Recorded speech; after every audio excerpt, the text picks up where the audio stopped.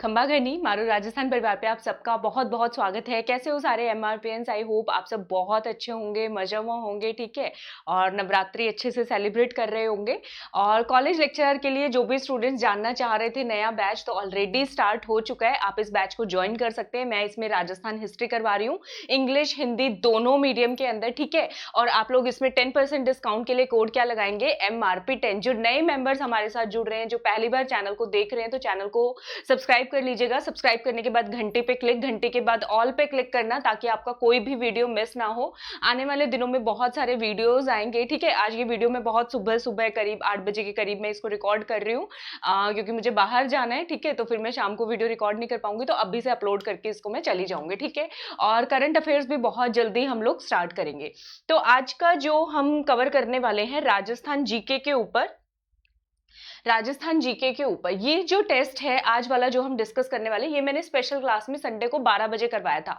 तो I hope कि कुछ जो स्टूडेंट्स हैं उनका मिस हो गया होगा। मेरे पास मैसेजेस आए थे टेस्ट ओपन नहीं हो रहा, तो यहाँ पे भी हम इसको कर रहे हैं ताकि किसी का भी मिस नहीं हो। तो पहला क्वेश्चन है, कॉपिन के मुताबिक जो क्लाइमेट की जलवायु का वर्गीकरण है, तो वो क्लासिफिकेशन कौन सी है? ये 4 ऑप्शंस दिए गए हैं हमें। आप सब देखिए, इसका आंसर बताइएगा मुझे, क्या होगा इसका आंसर?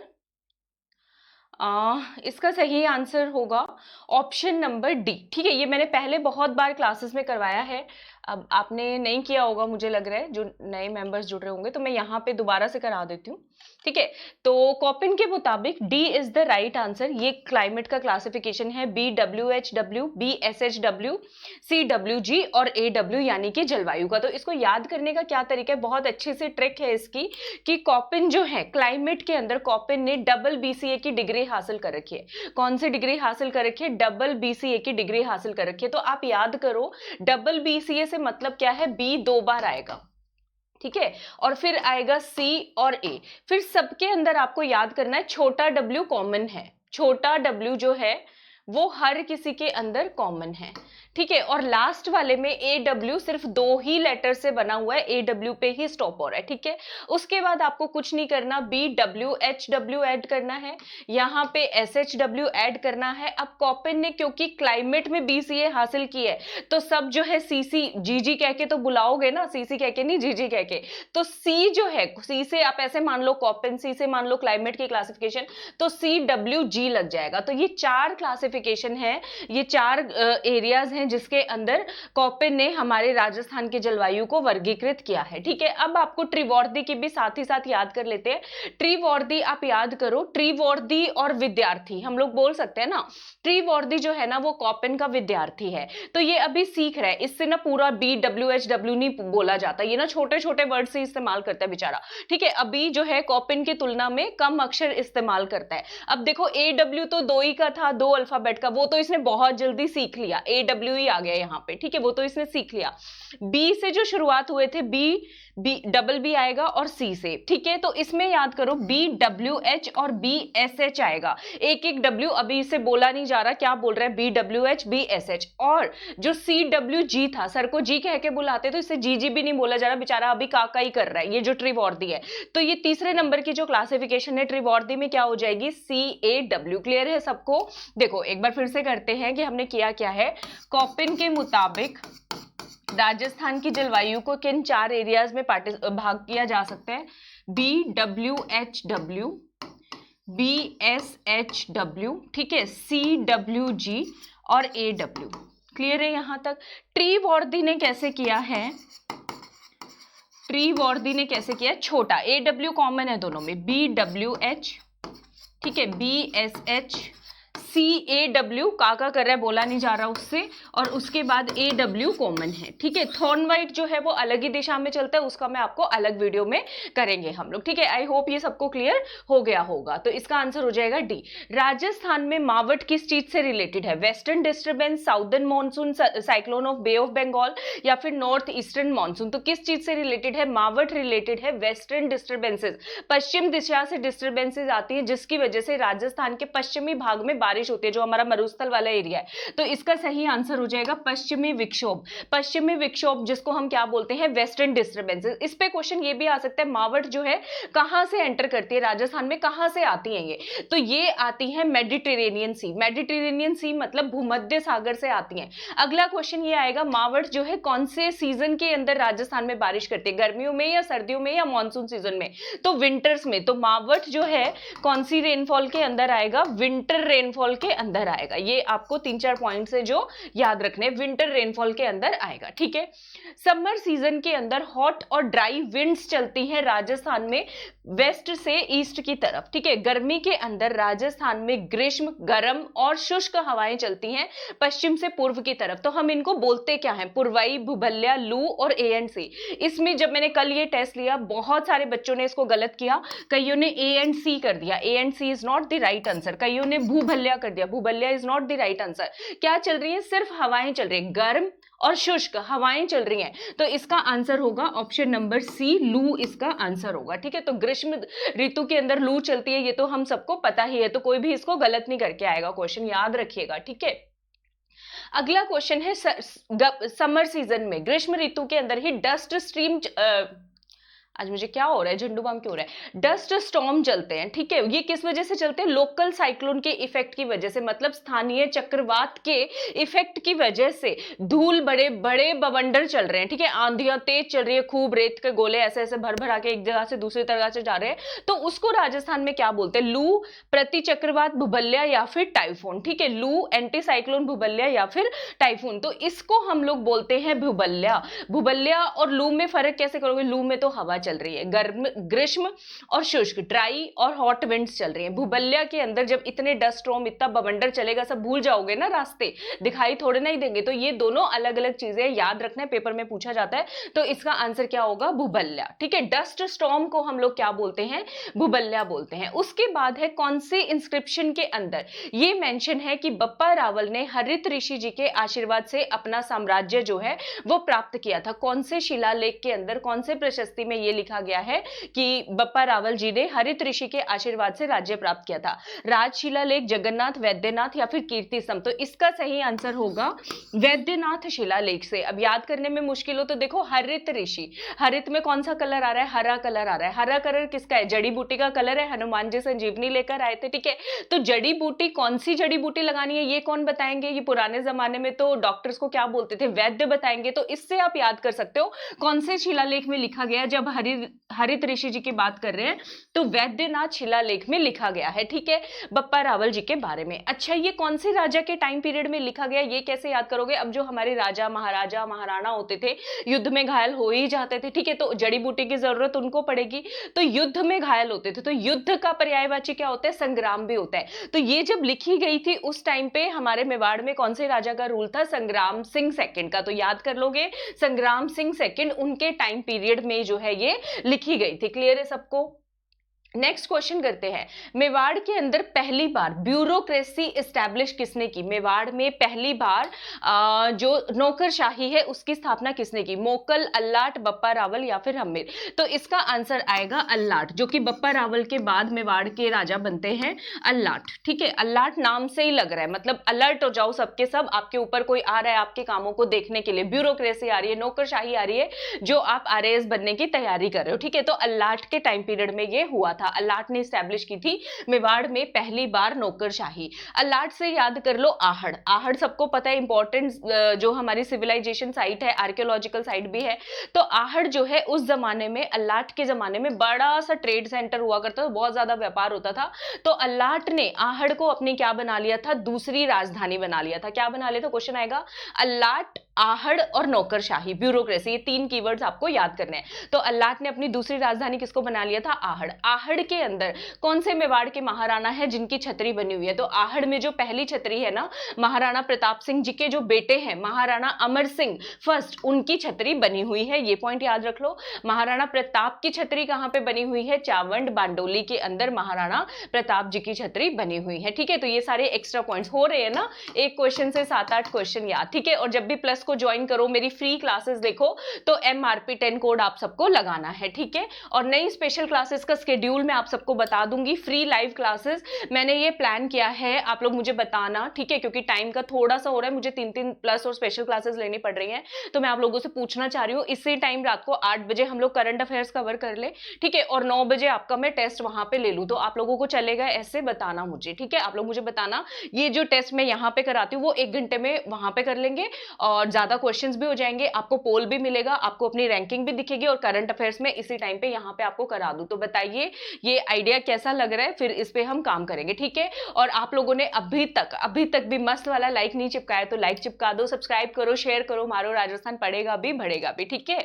हाँ, अगला क्वेश्चन है, कौन से लिटरेचर में आम जनता के बारे में, आम जनता के मतलब महलों के बारे में तो है, आम जनता के घर, कुओं, तालाबों के बारे में डिस्कशन किया हुआ है?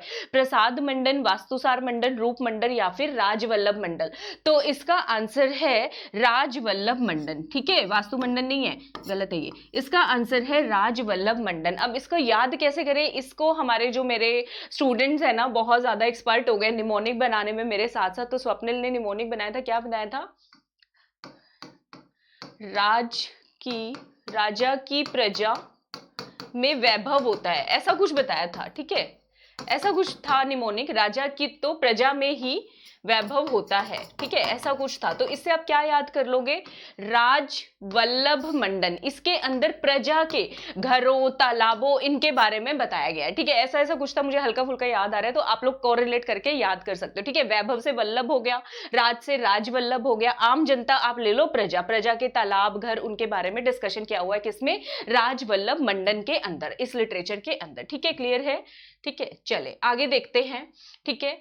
राजस्थान के अंदर किसान आंदोलन शुरू करने का जो श्रेय जाता है वो कौन सी जगह को जाता है, सीकर को जाता है, मेवाड़ को जाता है, अलवर को जाता है या फिर मारवाड़ को? तो हम सबको, ये तो मुझे लग रहा है सबको आता होगा, किसको जाता है, मेवाड़ को। राजस्थान का फेमस आंदोलन कौन सा है, बिजोलिया किसान आंदोलन, जो कि भारत का पहला सबसे बड़ा संगठित, ऑर्गेनाइज्ड, नॉन वायलेंट, बड़े स्तर पर, ब्रॉड लेवल पर होने वाला लॉन्गेस्ट रनिंग पीसेंट मूवमेंट है, सबसे ज्यादा लंबे समय तक चलने वाला किसान आंदोलन। कितने साल चलता है, 44 साल। मेरी ब्लैक बोर्ड क्लास जाके देखोगे, उसके अंदर मैंने पीस एंड मूवमेंट डिटेल में करवाया है, 10 मिनट में पूरा बिजोलिया आंदोलन कर लोगे, तो ब्लैक बोर्ड क्लास जाके आप लोग देख सकते हो, ठीक है। 1897 से 1941 तक आप लोग इस चैनल को सर्च करोगे, मेरी प्लेलिस्ट देखोगे, मारो Rajasthan, learn with tricks, black board class, प्रतिबद्ध सीरीज, अगर आप लोगों ने नहीं देखी है तो बहुत कुछ आपको मिलेगा, तो चैनल को जाके सर्च करो, आपको मजा ही आ जाएगा, ठीक है। 1897 में शुरू हुआ था, 1941 तक चला था, ठीक है। कौन सी जाति का ये मूवमेंट था, तो धाकड़ कास्ट मूवमेंट। कौन सी कास्ट का ये जो है मूवमेंट था, आंदोलन था, बिजोलिया आंदोलन, धाकड़ कास्ट का ये आंदोलन था। क्लियर है सबको, आई होप सबको क्लियर होगा। मुंशी प्रेमचंद जी का कौन सा ऐसा नॉवल, उपन्यास है जो बिजोलिया आंदोलन, बिजोलिया किसान आंदोलन का प्रतिबिंब है, बिजोलिया किसान आंदोलन के बारे में डिटेल से बताता है? गोदान, ईदगाह, रंगभूमि या फिर निर्मला?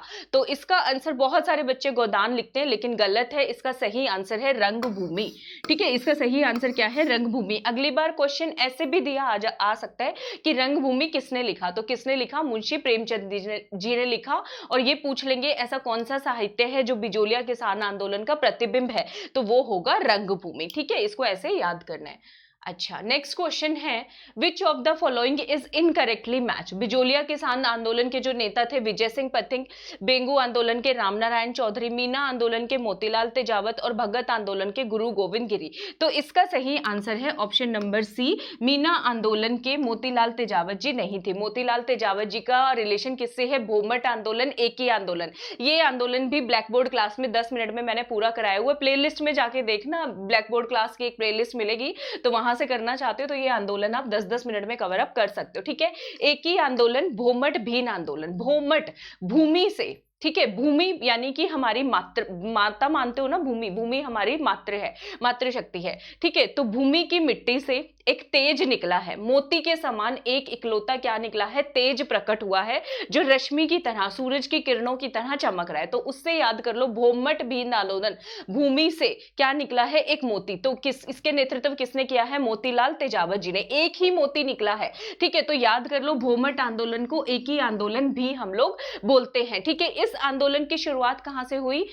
भोमट, मैंने क्या बोला है, हमारी मातृशक्ति है, इसकी शुरुआत हुई है मातृकुंडिया। कहाँ पे? चित्तौड़गढ़ के अंदर। मातृकुंडिया चित्तौड़गढ़ में। तहसील कौन सी है? रश्मि की, किरण की तरह तेज तेज चमक रहा है, तो राशमी तहसील इसके अंदर आएगी। ठीक है, तो ये जो है भोमट भिन्न आंदोलन, एक ही आंदोलन, राजस्थान का जो है ट्राइबल्स के लिए पहला जो है पॉलिटिकल स्ट्रगल था। पहला क्या था? ये राजनीतिक संघर्ष था, क्योंकि इसमें लिखित में आदान प्रदान में बात हुई थी। मोतीलाल तेजावत जी ने कौन सा पेपर दिया था? मेवाड़ पुकार। सरकार को कौन सा दिया था? अपनी डिमांड का मेवाड़ पुकार। इसमें कितनी डिमांड रखी गई थी? 21 डिमांड इसके अंदर रखी गई थी। क्लियर है सबको? ठीक है, एक ही क्यों बोलते हैं? मोतीलाल तेजावत जी ने सारे आदिवासी जो हमारे भील भाई बहन थे उनको क्या किया? एक्सप्लॉयटेशन के खिलाफ, जो उनका शोषण हो रहा था उसके खिलाफ एकीकृत संगठित करने का काम किया, इसलिए हम इसको एक ही आंदोलन बोलते हैं। क्लियर है सबको? ठीक है, एक ही आंदोलन कहां से शुरू हुआ ये तो मैंने बता ही दिया, तो इसका आंसर आएगा मातृकुंडिया। ठीक है, मातृकुंडिया आएगा। ठीक है, तो आज हम यहीं तक करेंगे। ठीक है, क्योंकि मेरे को थोड़ा सा काम है, मेरे को जाना है। कल परसों से मेरे ख्याल बुधवार से करंट अफेयर सीरीज हम स्टार्ट कर देंगे, जैसा आप लोग फीडबैक देंगे। ठीक है, और आप लोग चैनल को सब्सक्राइब किया कीजिए। आरएएस और सब इंस्पेक्टर एग्जाम की प्रिपरेशन के लिए बहुत अमेजिंग से कोर्सेज हैं। अगर आप लोगों ने अभी तक नहीं किए हैं तो प्लीज ज्वाइन करो। ये तो युक्ति बैच है, पहला पार्ट हो चुका है, दूसरा शुरू हो चुका है, तो आप लोग इसको ज्वाइन करें। ठीक है, आरएएस एसआई के लिए मैं इंडियन पॉलिटी पढ़ा रही हूँ, इंग्लिश हिंदी दोनों मीडियम में सक्षम बैच है। एसआई का बैच है गरुड़ के नाम से, आप ज्वाइन कर सकते हो। Aspire RAS English medium art and culture का बैच है, ये वीकेंड बैच है। फ्राइडे सैटरडे संडे को मेरी क्लासेस होती है 7 से 8:30 बजे तक। तो आप लोग इन सबको ज्वाइन करने के लिए कोई अलग अलग सब्सक्रिप्शन नहीं लेना भाई, एक ही सब्सक्रिप्शन लेना है। कॉलेज लेक्चरर वाले बच्चे 3 महीने 6 महीने का ले लें। ठीक है, एसआई वाले बच्चे 1 साल या 2 साल का, आरएएस वाले बच्चों को तो और एसआई वालों को वैसे मैं बोलूंगी 2 ही साल का ले ले।